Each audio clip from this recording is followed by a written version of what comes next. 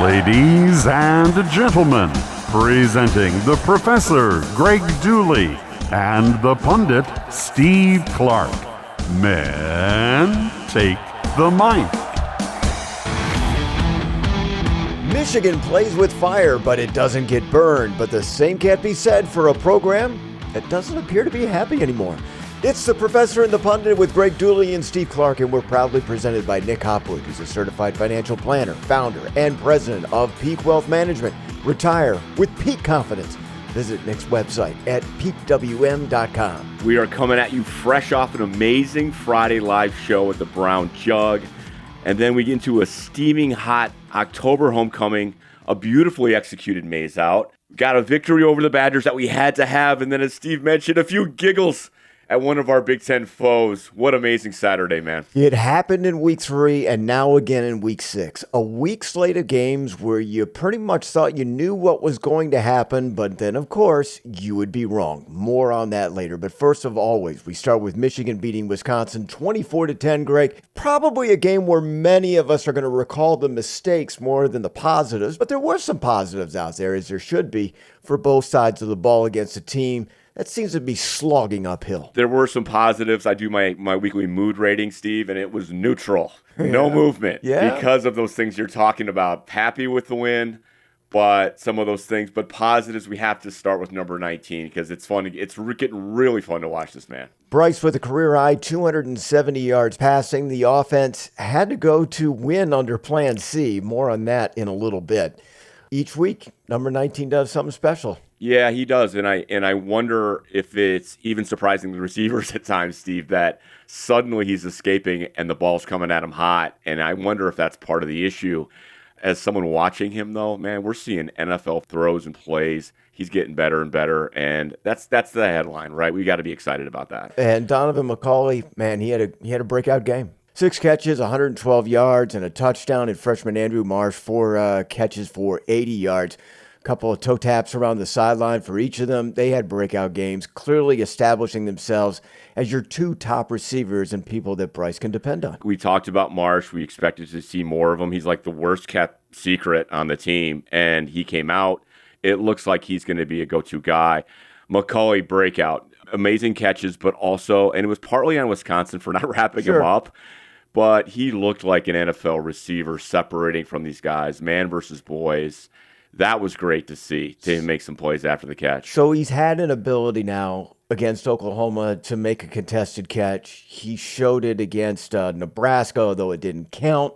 And then Wisconsin yesterday, he made another one just getting a foot inside the line. And, as I said, this is your guy now. And Andrew Marsh, a true freshman who needed a couple of games to get in because he had to learn the playbook, is making some great grabs. He's not dropping the ball either. Yeah, he's a great kid too, and it's just exciting to see. So, and we need more from those guys. Justice Haynes, once again.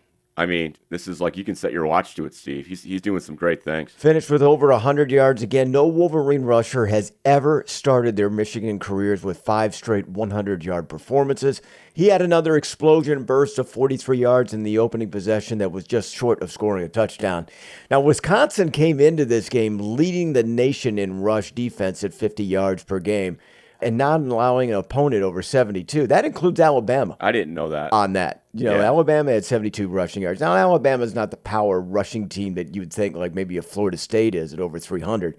But Michigan rushed for 175 in this one. I looked. I'm like, if this were 1985 or not even 1995, Michigan running back, granted we have one loss, but with these kind of numbers, he'd be near the top of the Heisman list. Well, he's kind of buried down there. Got the explosion plays, leads the Big Ten in rushing. The NCAA hadn't refreshed its stats when I was looking at it in the morning to see where he is among the nation's leaders. He's got to be up there in touchdowns too, though. Yeah, it's just not the same anymore. It's a quarterback-driven Heisman deal. You can even look at Jeremiah Smith as maybe the best offensive player in football, but doesn't seem to be the top of anybody's Heisman Trophy list. All right. It always seems to come down to Ohio State. We had a very important and familiar face and a captain return, Steve, and he made a big play. Rod Moore returning to Michigan Stadium for the first time since making an interception to close out Ohio State in 2023. He called game, Steve. He called game. And what did he do on Saturday? He had an interception, of course. Yeah, and there's always a party when they get the turnover because then they go to the sideline and do the team photo with the turnover buffs. We all know that. You know that. This one was a little extra exciting for the team just because I think of the man, his journey, what he's been through, and the fact that he's a captain. As soon as he made the play, it was a pretty easy play that he made. It was a nice break in the ball, but it was a bad pass. They got excited. Gus got into it too on the broadcast. He knows his story. Good for Rod Moore to see him out there make the play. Let's take a look here. I mean, the Michigan defense had a team effort with 5 3-and-outs, that additional pick from Rod, on 11 Wisconsin drives. So 6 of those Wisconsin drives out of 11 were done in 3 plays. They held Wisconsin to 252 yards. So as a group, it was pretty good. And what was it? Wisconsin started the game with a 75-yard drive. You're holding the team to 180 after that for the rest of the game. Well, we were watching the first part together and saw the same thing. And a couple teams have had luck with Michigan on those early drives. Mm-hmm. Here was another one, but it wasn't so much that they had luck. It was how they were doing it, which was big chunk runs and yards. It looked like they were the more physical team. It was a little alarming, I got to say. It's a distant memory now, but it was a little alarming at the time. So what they did was that they just did power right through the middle. This was old Wisconsin football, the way they were rushing it. Michigan made an adjustment immediately after that, and that was the end of it. Yeah, but there were some rough moments. There were, in the aftermath, as we kind of look at the film and people rewatch the game, some troubles, and one of them was with some plays from our offensive line, so undoubtedly. You do feel like the team took a step back, despite all the superlatives that we just gave them. The offensive line in particular, a few of the pass catchers, the linemen were whiffing on their blocks on guys standing right in front of them. Countless Badgers alone in the backfield as the handoff was taken on numerous plays. Yeah, there's a few different people on Twitter who break down the game film in tiny pieces, and a lot of those really, really ugly, awkward misassignments, or just some of them just look like bad athleticism, like their footwork was just off and got their legs tangled. It can't happen on a team that wants to define itself by smashing people. It can't happen. No. And, boy, those guys are going to get some lessons this week, no doubt. Well, that will destroy your run game. Yeah. If you whiff on the guy who's standing in front of you on the offensive line, your running game, it doesn't matter whether you got Justice Haynes and Jordan Marshall or not. Yep. And then there were at least 4 dropped passes on the 28 that were thrown. That's 1 in every 7 was a drop. If you take the drops away, and again, if it was a perfect game and nobody dropped it, Bryce would have been 23 of 28 and over 300 yards. And that would also have a different look on his stat line and the way people feel about him going forward. And when you're saying drop, you're saying absolutely catchable ball, should have been caught in any normal circumstances. A few of them were right literally in the hands of the receivers, right? Okay. And then we had a drop after a catch by Samaj, and he picked it up and got his own fumble, like a wild sequence, right? So as he bobbled the ball, brought it, got hit, lost the ball, fell on it. I mean, yeah. Number 0 is a great young man. He definitely is getting a lot of attention, and in Bo's day, like in my day, like you hear that in the stadium, I am sure. But if you drop the ball, if you fumble the ball, your butt is on the bench, Steve. Putting a guy on the bench has always been a great motivator. But, in Bo's day, he probably had 10 All-Americans behind each player. Yeah, that's at true. The position that's group. True. It's a little bit different now. To credit to Sherrone, he's got faith in Samaj, but he's had some miscues on punt returns. He's had some balls that he probably should have fielded on punt returns. He's had some drops. He's had some fumbles. Hasn't been totally disastrous, but I will say this about Samaj. And if you watch the game on TV, you notice this and they called it out. Man, when he gets the ball and he cuts it upfield, he explodes like no one else. And I think that's what they see on State Street in practice, that he can be a game breaker for them. It just hasn't happened yet, and it's been a struggle for Samaj this season. I mentioned earlier that Michigan's offense had to go to Plan C. Wisconsin's secondary play going into the game had been a bit baffling, and it was their obvious weakness. And when Michigan did throw the ball deep, you saw that Wisconsin wasn't going to get it. I mean, and Michigan did. Michigan couldn't exploit it all game long, though, because the pass protection wasn't good at all. And then Plan B, when that wasn't working, was to run Justice Haynes into statistically the nation's best rush defense. And that was pretty futile for 3 quarters and Justice Haynes' 43-yard run on the opening possession. Michigan was unable to run or pass. And most people are probably saying, we can't run the ball, we can't pass the ball, we got to rely on our defense. No. Chip Lindsey, the offensive coordinator for Michigan, has a plan C, and that is have Bryce move out of the pocket and throw on the run. There was some mixed success there. You can't do it with every single quarterback out there, especially when you're throwing it on the run. It lends to bad mechanics. It lends to bad throws. It leads to turnovers, those things. But what it did was it forced the Badgers' defense to take a more rounded and curved pursuit to the ball instead of the straight line attacks to the pocket. And after a few possessions of doing this, and the Wisconsin defender on a sprint draw came with a rounded attack angle because he was expecting Bryce to roll out. And that left a gap because it was a sprint draw. If it was a normal pace draw, Wisconsin probably gets there, but it was a sprint draw. And because of that, Justice had a wide open lane on a 3rd and 3 for 23 yards. And I think for me, that was what broke the dam for the Michigan offense in the middle of the 3rd quarter. Things got easier in their run game and their passing game after that. But boy, it seemed like a hammer, pounding on the same nail on 3rd and short and not getting anywhere in the first half. But the result is what we needed, what we had to have. I don't know. I talked to one of those Wisconsin fans at the Jug, and they said, Luke Fickell's going to get fired after this game because I think even they expected a bigger, wider. Michigan was a almost 3-touchdown favorite, almost got there in the end, but it didn't feel like it on the field. And I think unfortunately, hey, this is a good problem. We got a pretty easy victory scoreboard-wise, but fans want more.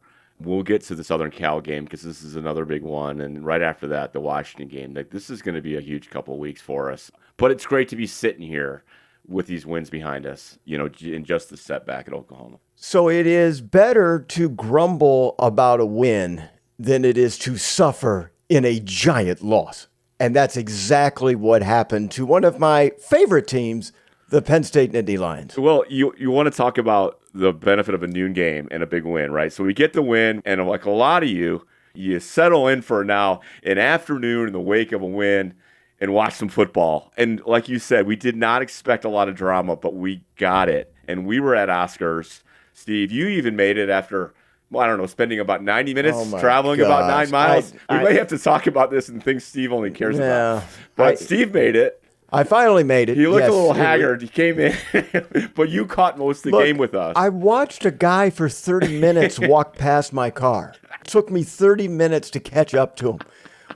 That's how much it stunk. But what you do is you want your game to go according to the way it's supposed to be when Michigan is the favorite. And now that it's done, you now want chaos to be the rest of your afternoon and the evening. And you got a little bit with some of these games, but one of the biggest chaotic games that I've seen in college football was the idea that Penn State would lose to UCLA 42-37. Now, Greg, it is a coach's cliche when they preach not to turn one disappointing loss into 2. But who said James Franklin could coach? But now you know. James Franklin is 1-18 against conference opponents ranked in the top 10. But he was also a 34-game winning streak on the line against unranked opponents dating back to a 9-overtime loss to Illinois in 2021. That got broken Saturday. UCLA beating Penn State 42-37. And to your credit, Steve, you pointed out, like everyone was finally talking about the Franklin futility in these top 10 matches. You were the one of people talking about, well, okay, but he's also winning these other games. Wouldn't you know it? And did you hear him post-game, Steve? I did. Okay. And he always does this thing where he prides himself on showing up and answering all the questions, which he does. Okay, great. I know. Great. This guy, after losing to Oregon, spent most of his press conference patting himself on the back about how well he answers questions from the local media. Great. Thank you. But I heard what he does. And one of the things we talk about our leadership class is owning it as the leader. It's your responsibility. It's factual. How to apologize properly without buts and conditions. Yeah. This man if you listened, he laid more little excuses in. So he went in, credit to UCLA. Then there's a small excuse. Well, we had a big game last week. Another small excuse. We got some injuries in that game. Another small excuse. We got more injuries this week of a tough week of practice. Then a small burn on the team about the onside kick. We told our team there were going to be surprises all game. And what he was saying is, and they didn't listen. I was right. I predicted the future, but my players didn't listen. And then it wasn't until the very end of that little narrative that he said, but that's on me. No, James, you can't do that. You can't make all these excuses. You can't blame your team for not listening to what you coached them and then telling the world that it's on you. You just told us it wasn't on you, Coach. And it was classic, dude. It was classic. Matt Rule at Nebraska has done this. Scott Frost did this repeatedly at Nebraska. I'm waiting for Monday's press conference for James Franklin to once again talking about the small runway at Happy Valley, forcing them to take a bus to Pittsburgh so that they could take a flight to Los Angeles. But let's just go back, as this has to rank as one of the worst losses in Penn State history. We can take the rest of the show if you want on this one. Please, go ahead. Well, mute your mic, and I'm just going to go. One of the worst losses in Penn State history. I'm waiting for people to say what it is, and nobody is saying what it is. I can't find that anywhere, so this might be the worst. But it's not because of the point spread, which was around 24-26, but the circumstances surrounding UCLA. The Bruins, the first 0-4 team or worse to beat a top 10 team in 40 years. You may have seen that stat. Yep. UCLA had fired their head coach and defensive coordinator just a couple of weeks ago. The offensive coordinator left less than a week ago, leading Jerry Neuheisel to call plays for the first time. Yes, Jerry Neuheisel, the son of former UCLA head coach Rick Neuheisel, and he admits to forgetting how the call buttons work on his headset throughout the game. I hate to say this, but I had never practiced with the headset in terms of like the button to talk to the quarterback. So there's like multiple times during the game I'm calling the play, but the headset's flipped up because I'm used to being a position coach. And then all of a sudden I'm pressing the wrong part of the button trying to talk to him. Like it was a mess. Hopefully we'll get that cleaned up by next week. But just one of those days. It just all kind of fell into place. I love it. And you can hear the Coach Neuheisel in him, like that little, he's got that choppy voice, like kind of like Coach does. And dude, the other thing is, how many like great things did he say, like with the wrong button pressed? You know, God damn it. Like he just gave some wisdom, or he called a great play and he's looking and he doesn't hear anything back. He's like, has to do it again. Or he says, if this assistant coach does this one more time, his ass is gone. Yeah, it's like you realize the button is pushed down. Right, the wrong one. Yeah. That's great. Oh, my gosh. But, I mean, Johnny Sunshine from Remember the Titans. UCLA had lost at UNLV to Michigan's opening opponent, New Mexico State, by 25 at home in the Rose Bowl. They lost at Northwestern, and Greg, at any point this season, led a ball game. Yep. But on Saturday against Penn State, UCLA never trailed.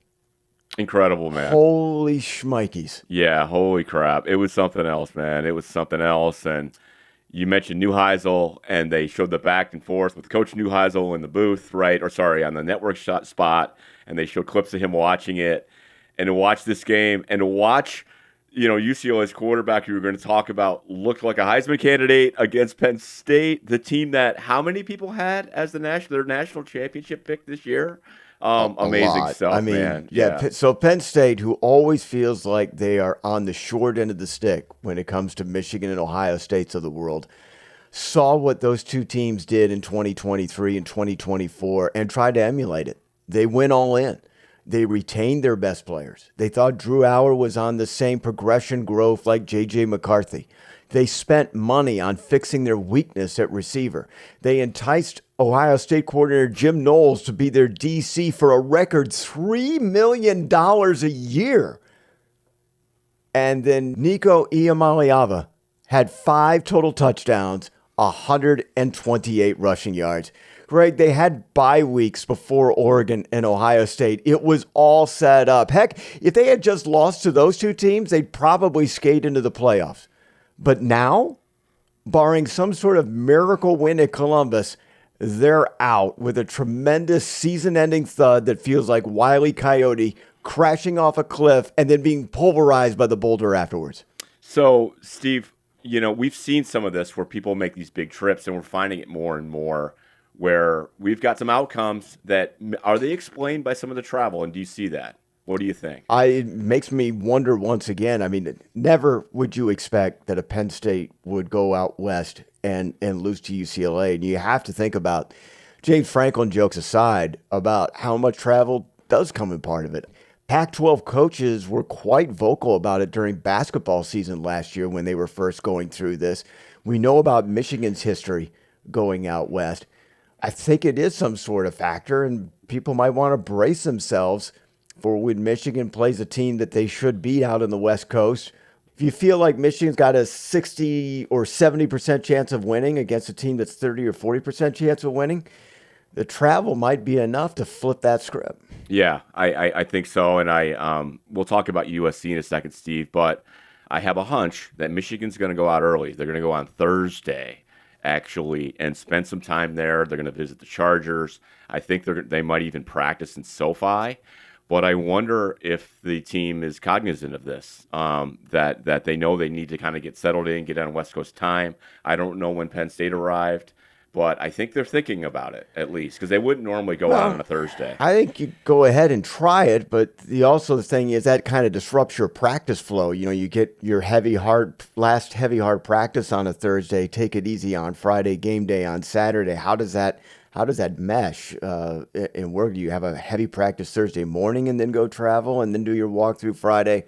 Not exactly sure. And of course, Michigan has been to places out west for a whole week, and it doesn't necessarily make a difference when you're playing in a bowl game. So good point. Other Big Ten games going on across. One that I was very interested in seeing and saw none of it. Washington got its first Big Ten road win, coming back from 20-0 in the second half to beat Maryland 24-20.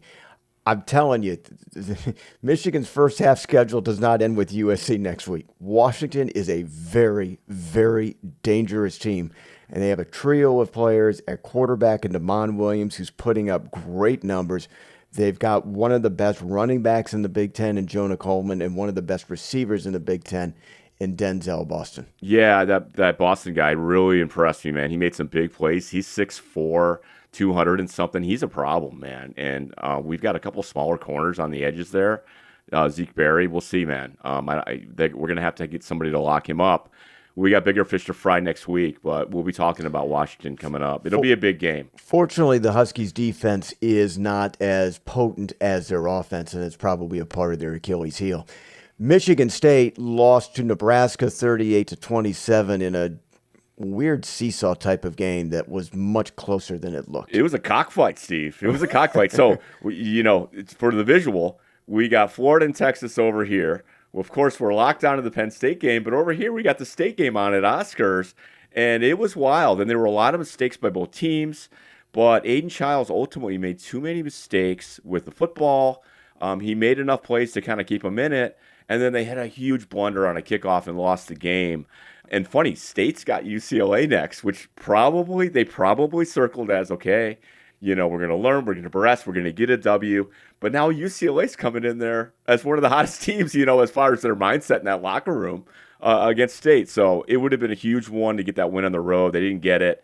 We'll see what the Spartans do. But again, I wouldn't overlook them. We got them up in a few weeks. Aiden Childs goes up and down. He makes some dynamic SportsCenter highlight-looking plays, but he also can kind of go into some funks, off-target throws. You look at the fourth quarter, I think Michigan State had a 3-and-out, a 3-and-out, and a 4-and-out when they went for it and turned it over on down. So as spectacular as sometimes the offense can look, sometimes it has its, moments as well. And there's getting a lot of run because Nick Marsh, their fantastic receiver, and Aiden Childs, the quarterback, were getting in it. It looked like they were getting into it on the sideline. Well, they were. They were both grabbing each other's shoulder hands at short range and talking. And I think people put a lot into that. I think that's a good thing. I think that's two guys talking it out, because the rest of the season is going to go through those two guys for the Spartans. And I wouldn't make too much of it. No, if you're a Michigan fan, don't think that was Michigan State's two best players unraveling. No, I don't think so. No. I think that probably helped them Clearly, they had some things they needed to work out, and hey, it happened publicly.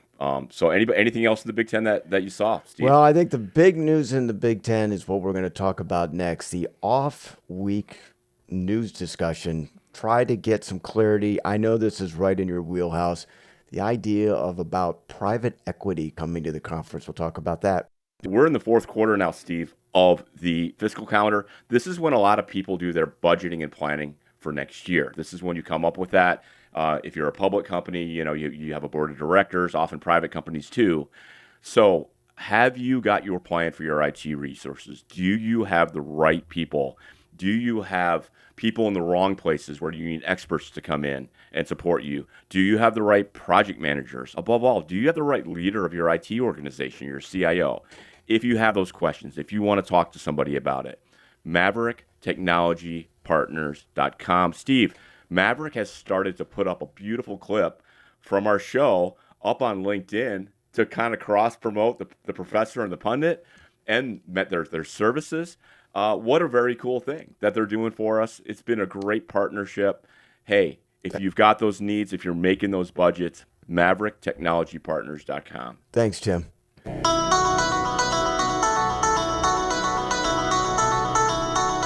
If you grew up in Michigan like me, you were a Pistons fan. We always hated the Bulls and Michael Jordan, but we were super jealous of their starting lineup introductions with the music and the lights turned off. But then I grew up and realized how awesome Jordan was. And in 2016, when Michigan was the first school to wear a Jordan brand, then Jordan was on the field as honorary captain for the first game, and I've never cheered louder, except when Jaden Milroe was stuffed on 4th and goal at the Rose Bowl. Low snap, Milroe stopped! Michigan makes a stand!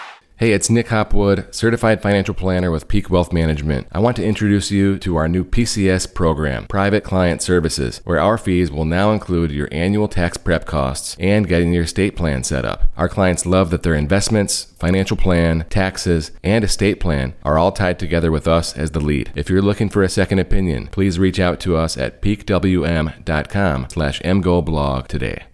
There's our man, Nick Hopwood. And yeah, I saw one of Nick Hopwood's favorite players, Charles Woodson, on Main Street on Friday after the Jug Show, Steve. And he had a little message for Nick Hopwood, I got to say. Hey, Nick, been waiting on you, man.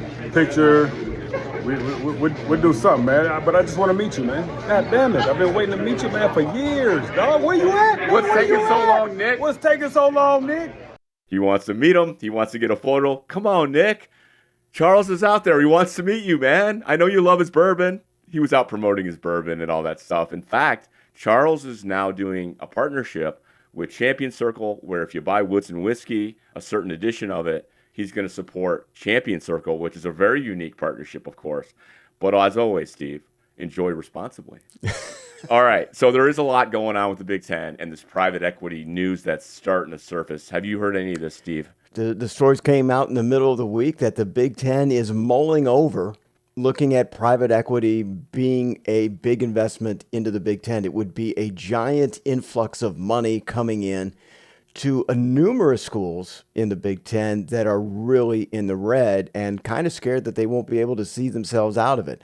For example, schools like Maryland and Rutgers, ever since joining the Big Ten more than a decade ago, have borrowed from the Big Ten, so they've never really seen a full share of the revenue that's been coming in since the mega TV contracts have come in. It's been 2 contracts ago.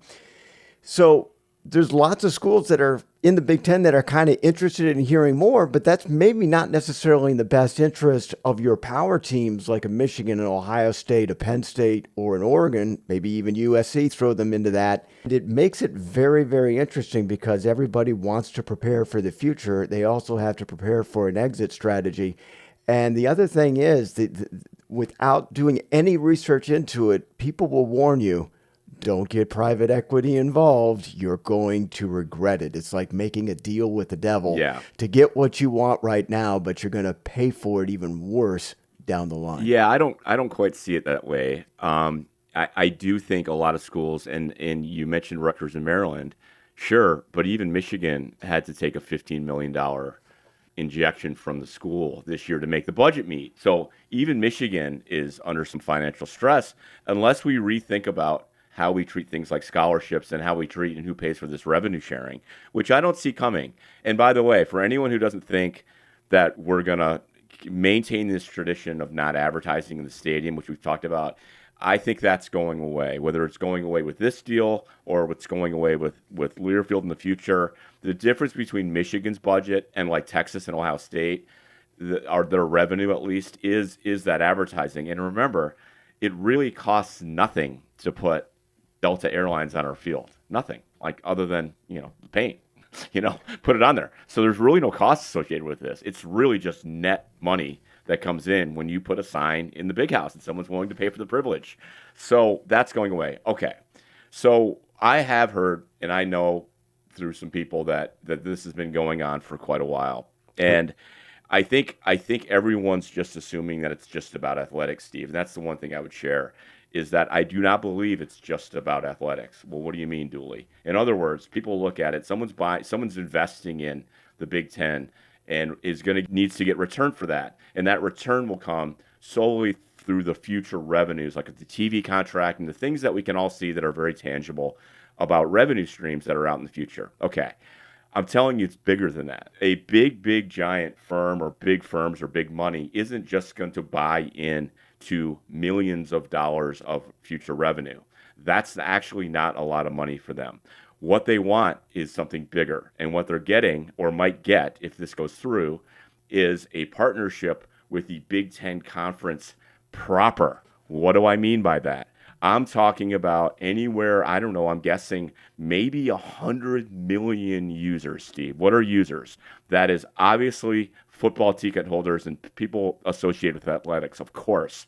I'm talking about students. I'm talking about alums. I'm talking about, Steve, how many emails do you get personally from Purdue with your son at Purdue? You are a customer now of Purdue University. I'm a customer of Indiana University. Alums, other people associated with the university, employees, people who work for the medical system. This is a lot of people. They want to buy into that customer base and market to them. Okay, yes, sell you a credit card. The way they structure the deal, it might supersede some of the what we call multimedia right partners that the schools, they might have to end those relationships with, like Learfield, and these guys come over and say, yeah, we're going to put a Capital One patch, on everyone's jersey, and we're going to put Delta Airlines or our airline partner on everyone's field, or we're going to have these exclusive partnerships with the Big Ten, but market to all those users, Steve. That's what I think they're looking at. All right. Now, university presidents ultimately are going to have to decide whether they want to do this. But I'll tell you, they're addicted to money.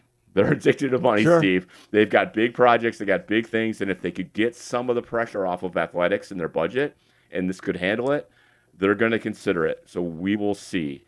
Let me step in for Robo, sure. Because I'm hearing things a little bit differently. And I'm not saying that your sources aren't connected. And I know you're very close to what's been going on here and talk to a lot of good sources that are providing that material for you. I've listened to a few things, too, from reporters who have been covering this as a major topic throughout their entire offseason and in-season.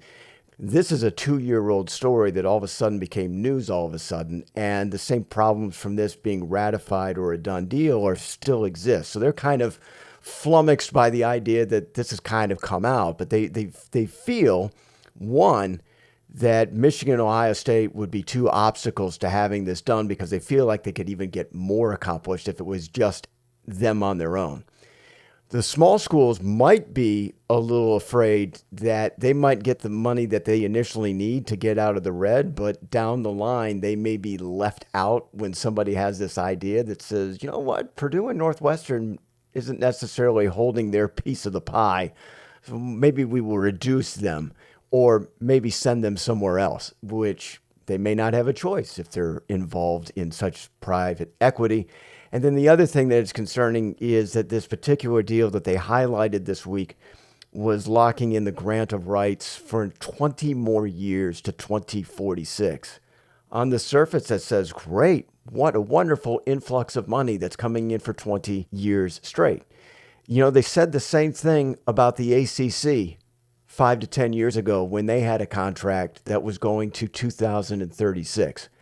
And then between that time and now, all of the numbers got way higher than that. And the ACC that's locked into a contract to 2036 now looks like they're getting screwed and it isn't enough money. So the idea of everybody should be happy about signing a 20-year contract, that would be great if we think the money is getting less and that you should seize it while it's at the very top and the peak of the market. But if you're the ACC, you went through this already. Having a long contract nearly broke up their conference and is considered not among the Power 2, but a part of a Power 4 group struggling just to send more than one team into the college football playoff. Yeah, I don't think anything you said conflicted with my understanding of what the private equity interest is looking for. But you brought up a few points. Ohio State and Michigan are going to demand more than right now of this part of this deal. This is not going to fall into the same bucket that we do with our existing NCAA distributions or CFP distributions and TV distributions. We're not going to split it equally. So there is going to be a rub of how much Ohio State and Michigan are to command. I'm just telling you, the Michigan customer base, I know this is we're talking business though here, Steve. It's worth more than Northwestern's. It's worth more than Purdue's. It is. They buy more stuff. We got more influential people. We got a bigger alumni base. It's a fact. It's worth more. It's worth more if they do put a Capital One patch, God forbid, or a McDonald's patch, with a different shade of maize on the jersey. Michigan's going to demand more. So they got to work all that stuff out. And you're right about all these considerations. Okay. Michigan State has been feeling pretty ticked off about how they're being treated by the conference right now, about where they're playing their games, how late they're playing their games. And I think there's going to be more of that where that came from, say, in the bottom half of the Big Ten schools. Yeah, and if you don't think Michigan has a say, you've noticed we haven't played on Friday. Yeah, Michigan said we're not playing on Friday. Michigan's not playing. Who's going to put Michigan on it? When's the USC game? It ain't at 11 p.m.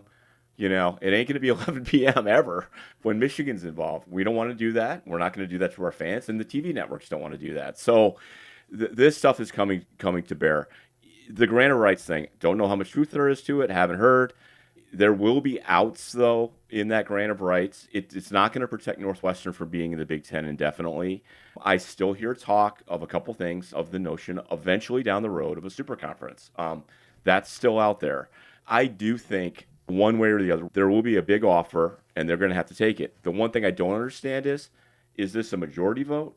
How does this work? Do you have to get 75% of the schools to agree? I don't know how the Big Ten bylaws would work for something like this. So even if Michigan and Ohio State object and all the other schools are on board, do they have to go along with it? I don't know. So that's a good question. We'll see what happens with the private equity. We'll see what happens with revenue sharing, where that goes. Is there an end to this race in the NIL, which does fund these other teams?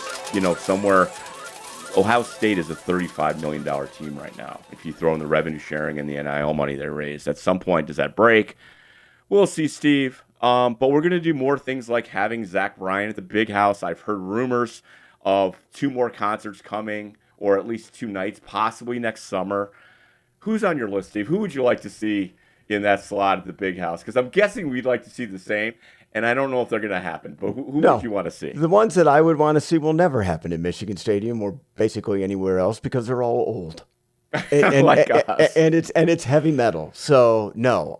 Would love to see Metallica. Maiden? Or Iron Maiden. Amazing. But they will never draw that many people to a Michigan Stadium to go see it. So it's got to be more mainstream.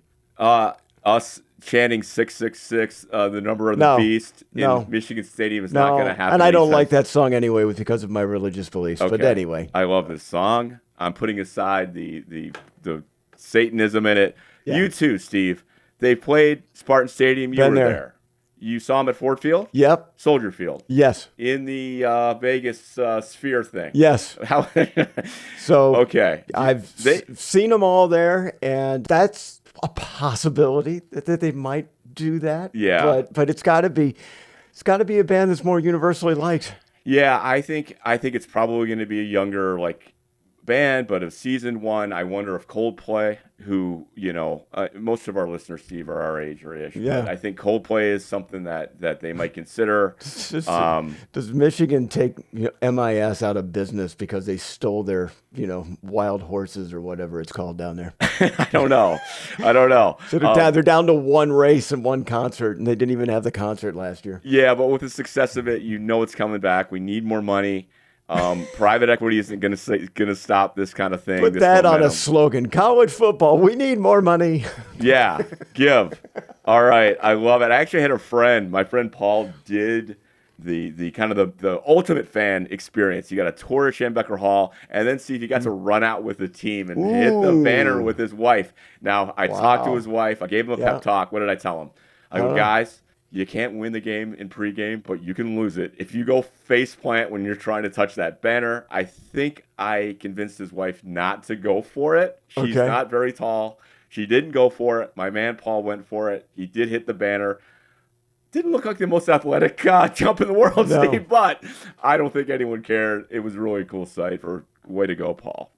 It is hard. You feel like, do I run and leap like it's the long jump and touch the banner, or do I need to go to a 2-foot hop like I'm going to slam dunk the darn thing? Yeah. Touch it that way, come straight down. The idea of trying to run at full speed and then jump up, hit the banner, and still land on your feet on the other side, a little difficult because of that resistance of the tight banner. Might throw you off a little bit, and you could be on your back. Sure. Plus, in your brain, you got 110,000 people and potentially millions on TV also watching if they keep the camera rolling. Oh, yes. You could be a meme or a TikTok video for life. You guys, do we got time to talk about our friends from LA, Steve? Quick preview. What do you think, man? Yeah, so I've watched USC's last 2 games, and they, as you'd expect, are very potent on offense and very allergic to playing defense. USC has a bye to prepare for Michigan in this one. Illinois won the game last week against USC in Champaign. Is it a part of the travel thing? I don't know. But that was after giving up a lead in the final 2 minutes, only to score the game-winning field goal as time expired, that being Illinois. A lot is being made about the adjustments that the Illinois offense made the week after being destroyed by Indiana's defense. They can talk about the personnel and schematic changes all they want. You were playing USC. That was the deal.